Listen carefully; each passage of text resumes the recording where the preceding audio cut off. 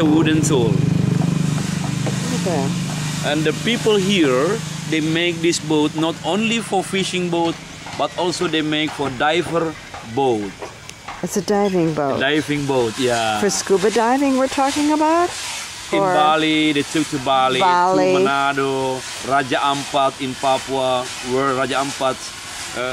Really? So these boats go all over the Philippines, Thailand? The bottom boat, this is the use from iron wood. Ironwood. This is iron wood, mostly iron wood. Iron wood, this is teak wood. That's So Teak. iron wood, they took from Borneo, Kalimantan. Huh. The dowels, they're like dowels. Make so. We took vessel only from Borneo. Not in Sulawesi, but from Borneo, Kalimantan. From Borneo. And this one, we put in between the wood, get into the water, this become bigger. It's like a glue. Okay. Yeah.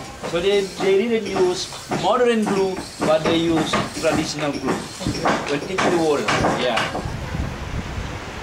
There's a little one right there. And this one there, oh, that's fishing boat also. A small fishing boat. I guess this one's going to be used as a dive boat. Pretty big.